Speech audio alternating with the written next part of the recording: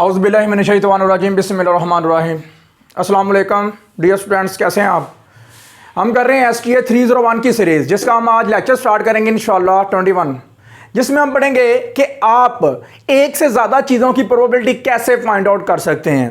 जैसे for example आपके पास balls की टाइप्स दी गई हैं, रेड बॉल्स दी गई हैं, ब्लैक बॉल्स दी गई हैं, वाइट बॉल्स दी गई हैं। इनकी आपने प्रोबेबिलिटी निकालनी है, तो वो कैसे फाइंड आउट करोगे।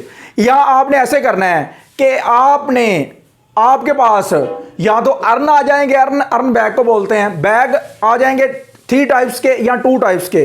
तो इनमें आपने कौन से मेथड के साथ या किस तरह आपने प्रोबेबिलिटी फाइंड आउट करनी है, आज हम ये सीखेंगे। अगर आप हमारे चैनल पर न्यू हैं, सबसे पहले हमारे चैनल को सब्सक्राइब करें और बेल आइकॉन के बटन को लाजमी प्रेस करें और दोस्तों के साथ ज़्यादा से ज़्यादा शेयर किया करें।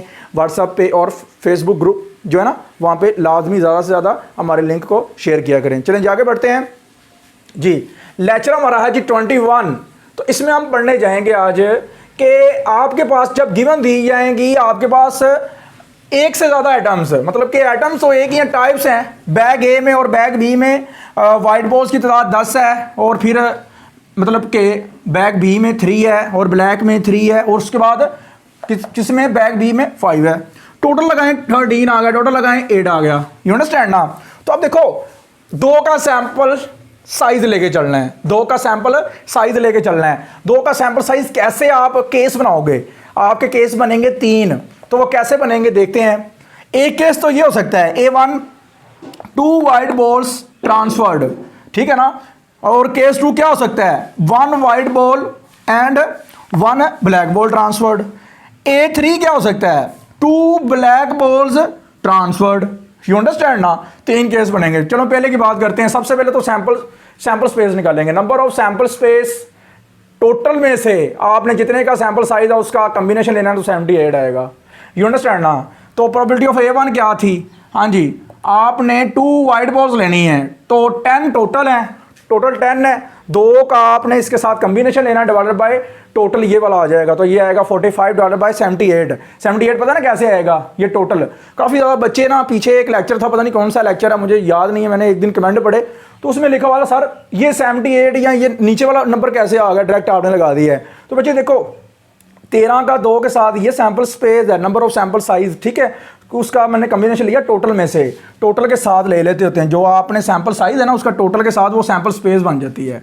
तो ये इसके डिवाइड कर दो कि 78 आ जाएगा। इसी तरह ही देखें 1 वाइट एंड 1 ब्लैक, देखो हाँ जी, वाइट कितनी है, 10 है, तो एक उसमें से गई, कॉम्बिनेशन आ गया। फिर ब्लैक कितनी है, 3 है, तो इसमें से एक गई, तो क्या आ गया, टोटल वाइट आ गया। तो ये दोनों का आप कॉम्बिनेशन लोगे ना, तो इसका 10 आएगा, इसका 3 आएगा, और 30 हो जाएगा, और 78 आ जाएगा, डिवाइडेड बाय टोटल आ जाएगा।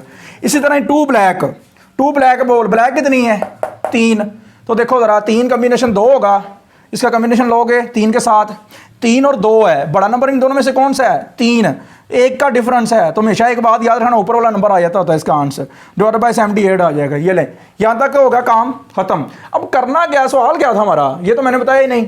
चलो, प्रोबेबिलिटी ऑफ वाइट बॉल की निकालनी है, वाइट बॉल की प्रोबेबिलिटी निकालनी है आपने।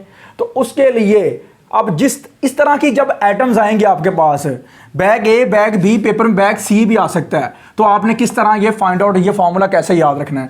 Probability of A1 intersection, probability of मतलब क्या आ जाएगा आपके पास, white ball, plus A2 intersection W, plus A3 intersection W। यहाँ पर A4 भी हो सकता था, यहाँ पर अगर बैग सी आ जाता। समझ लगी बात की। तो आपने इस तरह करना है ध्यान से। तो आपने ये फॉर्मूले को फॉलो करते हुए ये चीज़ें निकालनी है। तो सबसे पहले A1 A2 A3 निकाल लिया आपने। अब जो करेंगे ना काम, इसके ऊपर करेंगे, इन तीनों के ऊपर, फिर सबको ऐड कर देंगे, हमारे पास इसका प्रोबेबिलिटी ऑफ वाइट बॉल की प्रोबेबिलिटी आ जाएगी। समझ लगी बात की। चलें जी, सबसे पहले पहला पार्ट है। सबसे पहले पार्ट में आपने क्या करना है, सबसे पहले जो आपने जो स्टेप करना है वो करना है, आपने ट्रांसफॉर्मेशन करनी है। ट्रांसफॉर्मेशन कैसे करनी है वो मैं आपको बता देता हूँ। आफ्टर हैविंग ट्रांसफर्ड 1 पार्ट के लिए सबसे पहले कलर वैसे ही आ गए, white ball, black ball, total. अब देखो 2 बॉल आपने ट्रांसफर की हैं, कितनी बॉल, 2 बॉल। A1 के लिए जा रहे हैं, केस 1 के लिए 2 बॉलें आपने ट्रांसफर की हैं, कौन सी, वाइट। देखो 10, देखो ना 10 टोटल थी, उसमें से 2 ट्रांसफर होगी, बाकी कितनी रहेगी, 8। ठीक हो गया ना। अब देखो वो ट्रांसफ़र आपने ए से कर दी हैं लेकिन वो बी में चली जाएंगी। बैग बी में क्या हो गया, पहले 3 थी अब 5 हो जाएंगी। फिर ब्लैक के ऊपर कोई काम नहीं होगा, वो वैसे की वैसे आ जाएंगी। टोटल देखें, टोटल में से भी 2 जाएंगी, वो 11 रह जाएंगी। और बैग बी की टोटल 2 बढ़ जाएंगी, इसकी 2 कम हो जाएंगी, इसकी 2 बढ़ जाएंगी। यू अंडरस्टैंड ना।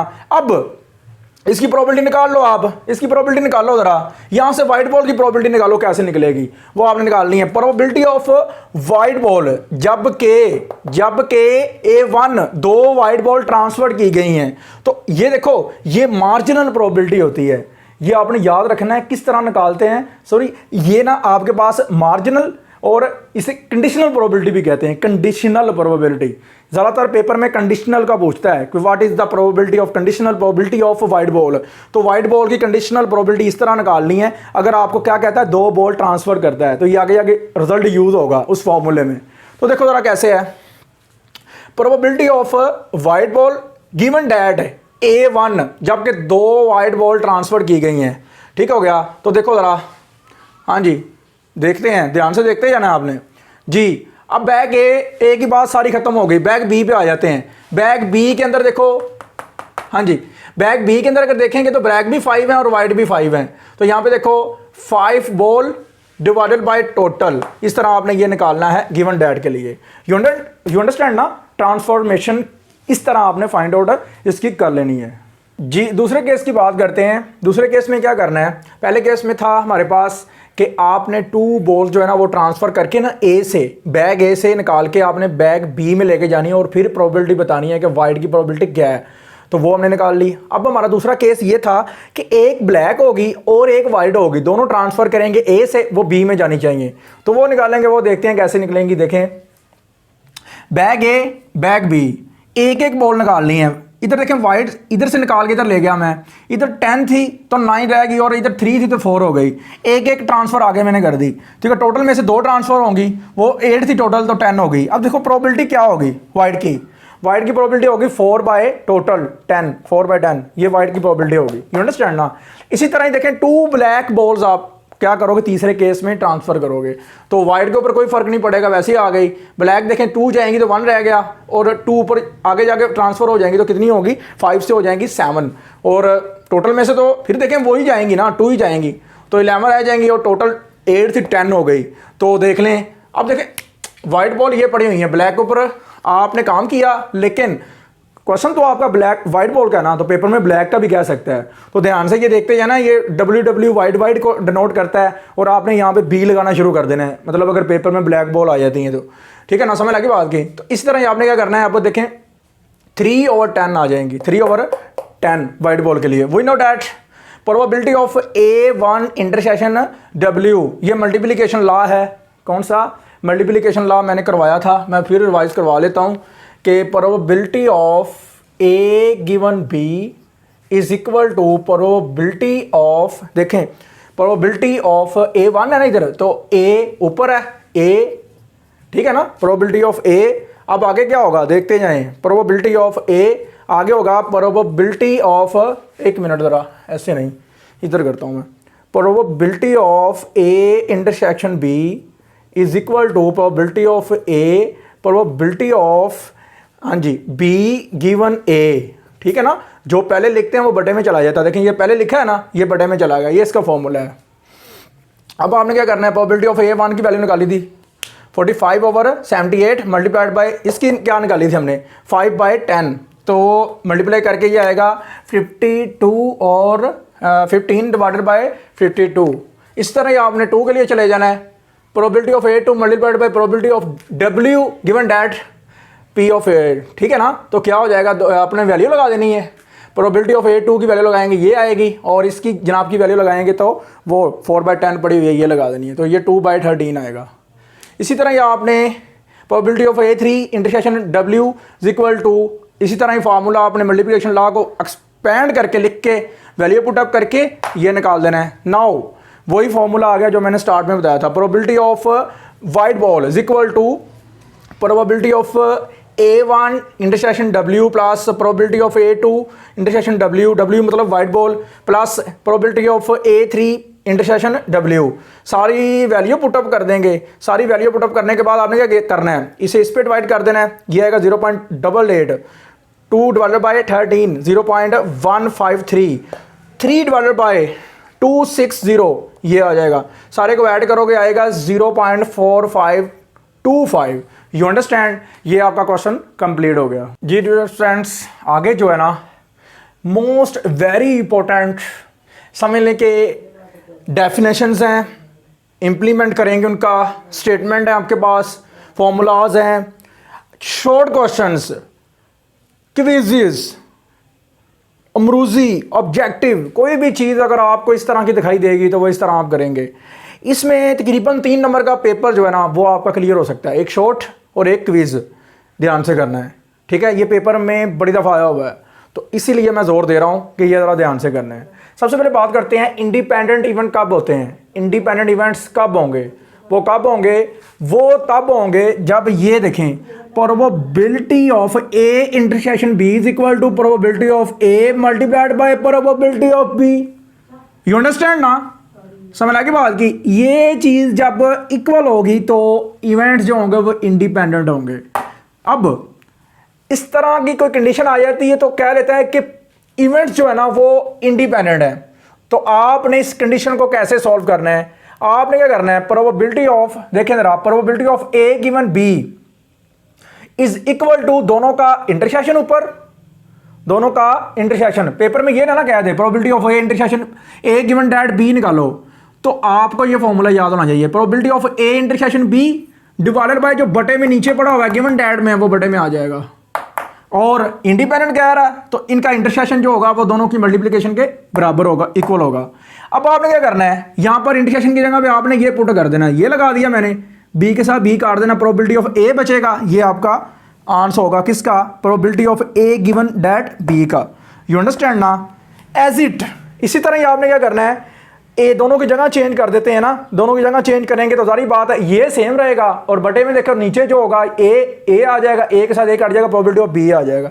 यू अंडरस्टैंड, समझ लगी बात की। अब अगर कहते हैं नॉट इंडिपेंडेंट या क्या रहता है और डिपेंडेंट इवेंट, नॉट इंडिपेंडेंट या डिपेंडेंट इवेंट, तो ये इक्वल नहीं होगी। ये जो मल्टीप्लिकेशन है ना, ये मल्टीप्लिकेशन इक्वल नहीं होगी, ये याद रखना है। उसके बाद अगर बात करें मल्टीप्लिकेशन लॉ क्या चीज़ है, पेपर में आया हुआ है, ये भी पेपर में आ चुका है, ये सारा कुछ ही आया हुआ है जो मैं आप करवा रहा हूँ। मल्टीप्लिकेशन लॉ क्या चीज़ है, तो वो बेसिकली क्या होता है मल्टीप्लिकेशन लॉ, देखो probability of A given that B is equal to probability of जो पहले है वो ए मल्टीप्लाइड बाय प्रोबेबिलिटी, इन दोनों की जगह चेंज कर दो, इन दोनों की जगह चेंज कर दो, तो क्या आ जाएगा, probability of B given that A. तो ये मल्टीप्लिकेशन लॉ है। यहां पर देखो, यहां पे बी कर दो, ए कर दो, तो यहां पे चेंज हो जाएगा, समझ लगे बात की। तो ये मल्टीप्लिकेशन लॉ है किसका, प्रोबेबिलिटी का। उसके बाद देखिए मैंने अपने पास से एग्जांपल सेट की हैं। एग्जांपल है find probability A given that B when probability of A is equal to 0.1, probability of B is equal to 1। तो फार्मूला लगा देना सबसे पहले, probability of A given that B is equal to probability of intersection B divided by probability of B. तो value put up करनी है, अभी नहीं करनी, अभी ये इंडिपेंडेंट इवेंट है तो क्या करना है, इनको जरा खोल के लिखना है, दोनों कट जाएंगे। प्रोबेबिलिटी ऑफ ए की वैल्यू लगाओ कौन सी, 0.1, ये आंसर आ गया। समझ लगी बात की, क्लियर है, टेंशन नहीं लेनी, मजे का काम है। आगे वाली जो एग्जांपल है वो आपने खुद करनी है। और इसके बाद मैं अगर कहता हूं कि ए गिवन डैट बी, ये तो मैंने एग्जांपल कर दी, अगर बी गिवन डैट ए आ जाता है तो ऊपर सेम वो मैंने शुरू में बताया था, और बटे में जो नीचे पड़ी है वो वैसे आ जाएगी, ये कट जाएंगे, ये इसका आंसर आ जाएगा। यू अंडरस्टैंड, ये वाला जो मैंने अभी टॉपिक आपको करवा दी है, ये समझ लें ऐसे है जैसे जिंदा बंदे को मौत आती है। ये पेपर में इस तरह आना है। 3 नंबर पक्के हैं, 3 नंबर पक्के हैं। इस छोटे से व्हाइट बोर्ड पे जो मैंने 3 जो आपके सामने कॉलम सेट कर दिए हैं, ये इसके 3 नंबर पक्के हैं, पेपर में आने ही आने हैं। जी डियर स्टूडेंट्स, आगे एग्जांपल है, बड़ी मज़े की एग्जांपल है। जैसे जैसे हम आगे बढ़ रहे हैं वैसे वैसे खतरे बढ़ते जा रहे हैं। क्यों, कोई बात नहीं, खतरों के खिलाड़ी बनते जाएं, हमारे साथ रहें तो इंशाल्लाह बड़े बड़े खतरे जो है ना हम ईजी कर सकते हैं, कोई मसला नहीं आएगा। लें जी, एग्जांपल है 2 फेयर डाइस। डाइस कहते हैं, डाई कहते हैं, ये डाइस जमा है, डाई कहते हैं लूडो के दाने को। लूडो खेलते हैं ना, उसके जो दाने यूज़ करते हैं, उसका जो एक दाना है उसे डाई कहते हैं, दोनों को डाइस, ठीक है ना। तो 2 डाइस आर रोल्ड वो गैर है। तो सबसे पहले देखें उस पर 1 से लेकर 6 तक चांसेस होते हैं आपके पास आने के, ठीक है ना, समझ लग रही बात की, 1 से लेकर 6 तक चांसेस होते हैं। तो उसकी जो सैंपल स्पेस बनती है या 1 आएगा या 2, 3, 4, 5, 6 इतने चांसेस होते हैं। Number of S, number of sample space 6 की बनेगी। अब 2 डाइस आर रोल्ड, तो 2 डाइस का मतलब होगा कि आपने 6 के साथ मल्टीप्लाई कर देना है 6 को, तो वो 36 आएंगे सैंपल स्पेस। तो अब देखें वो कह रहा है 2 डाइस रोल्ड करनी है, तो 2 डाइस रोल्ड कर देते हैं। Suppose that S be the sample space when 2 dice are rolled. 1 देखें मैंने डाइस रोल्ड की हैं दोनों, तो 1 1 भी आ सकता है जिसे आप काना कहते हैं, 1 1 आ सकता है, फिर 1 2 1 3 1 4 1 5 1 6, समझ लग रही बात की, ये सारे मैंने सेट कर दिए। फिर 2 1 2 2 2 3 2 4 2 5 2 6 3 1 3 2 अप टू सो ऑन, ऐसे करते करते आपने 6,6 तक जाना है। 6,6 लास्ट पॉसिबिलिटी यही होती है ना, 6,6, और फर्स्ट प्रोबेबिलिटी या पॉसिबिलिटी क्या होती है 1,1। यू अंडरस्टैंड ना, ये आपके पास आउटकम्स बन गई। और काउंट करके देख लें 6 और 6 6 6 6 36, ठीक है ना, 6 मल्टीप्लाइड बाय 6 कितना होगा 36 आपके पास। अब क्वेश्चंस क्या है, 2 fair dice 1 red and 1 green, एक रेड और एक ग्रीन है, are thrown, let A denote the even that the red die shows an even number. एक जो पहली डाई है ना वो ए वाली वो डिनोट करती है इवन नंबर को, and let B denote the even that the green die, ठीक है, उसके ऊपर क्या आने चाहिए 5 और 6, 5 और 6 आने चाहिए किसके ऊपर, ग्रीन डाई के ऊपर।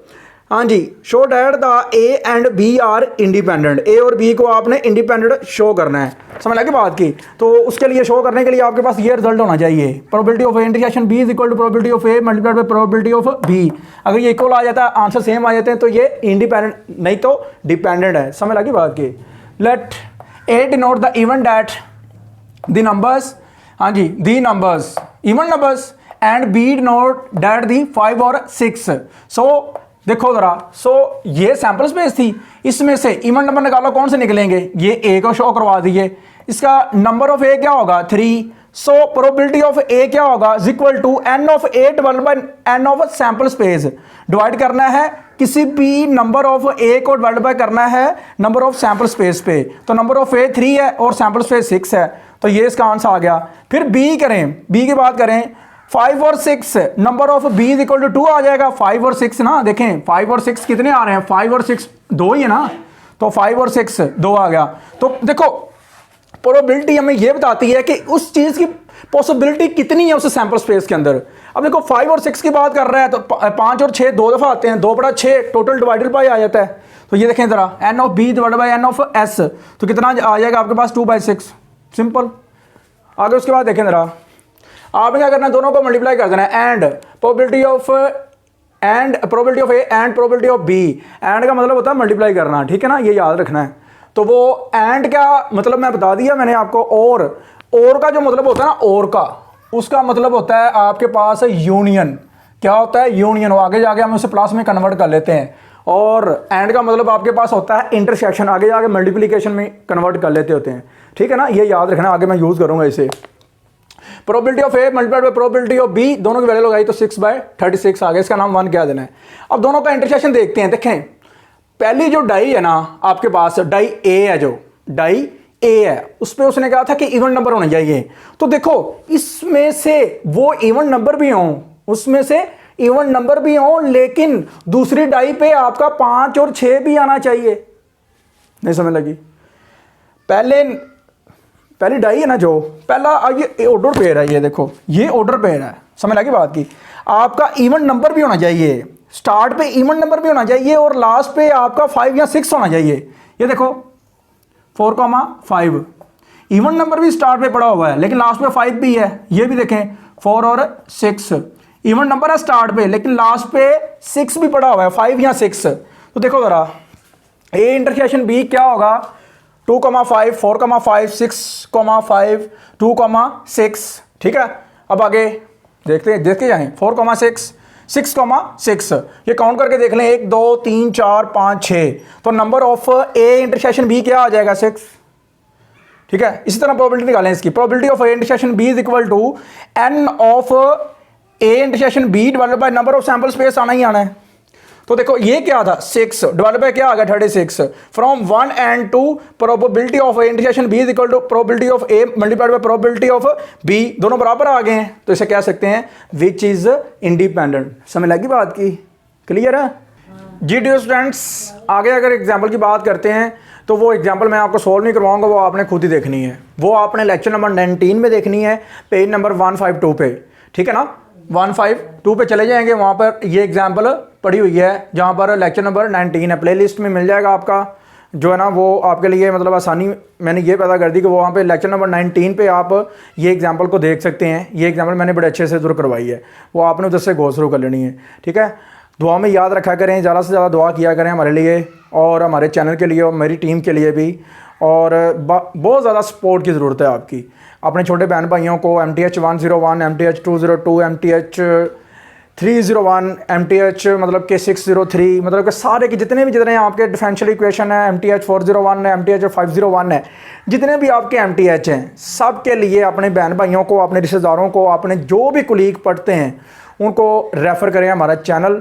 और ज़्यादा से ज़्यादा जो है ना हमारे लिंक को फैलाएं, शेयर करें व्हाट्सएप ग्रुप पे, फेसबुक ग्रुप पे, अदर जो भी आपके सोशल मीडिया है सब पे, क्योंकि हमें आपकी सपोर्ट की बहुत ज़्यादा ज़रूरत है। अगर आप सपोर्ट करेंगे तो हम पीक पे जाएंगे। मेहनत तो आपके सामने हम कर रहे हैं। देखें 45 तक लेक्चर्स कंप्लीट किए हैं इसके STA 301 के, जो कि एक रिकॉर्ड है। कैसे? अगर यूनिवर्सिटी की बात करें, वर्चुअल यूनिवर्सिटी के लेक्चर्स की बात करें तो वो आते हैं नंबर 1 पे, क्योंकि आपको पता है वो तकरीबन 1980 से तो वो काम कर रहे हैं। और मैंने क्या किया है, मैंने आपकी सपोर्ट से मैं आगे गया हूँ। मैंने रोज़ों में मतलब कि 2020 के जो रोज़े थे, 2020 के कोरोना वायरस, कौन भूल सकता है 2020 को। मैंने 2020 में काम स्टार्ट किया रोज़ों में, और अल्लाह का शुक्र है कि हमने तकरीबन 1 साल के अंदर काफ़ी ज़्यादा ग्रो किया आपकी सपोर्ट की वजह से और आपकी मोहब्बत और प्यार की वजह से। तो इसी तरह ही मुझे आपका जो है ना प्यार और मोहब्बत चाहिए और सपोर्ट चाहिए। इसी तरह ही हम एक दूसरे के साथ जुड़े रहेंगे। हाँ, एक और बात मैंने क्लियर करनी थी, वो मुझे याद आ गई। इन्फॉर्मेटिव वीडियो फ्रॉम बहुत ज़्यादा बोर्ड्स हैं, उनके बारे में भी हम वीडियो बनाया करेंगे, लेकिन स्पेशली वर्चुअल यूनिवर्सिटी की जो वीडियोज़ हैं, मतलब कि जो इन्फॉर्मेटिव वीडियोज़ वो आपको मिलती रहेंगी, इन्फॉर्मेशन मिलती रहेगी LMS के बारे में, पेपर्स के बारे में, ठीक है ना। और जो आपकी मतलब डेट शीट शेड्यूल बनाते हैं आप, जो सब्जेक्ट सेलेक्ट करते हैं, कोई भी, इस सब के ऊपर आपको ना छोटी छोटी वीडियोस मिलती रहेंगी। तो लाजमी जो है ना हमें सपोर्ट करें और दुआ में याद रखें। अल्लाह हाफ़िज़।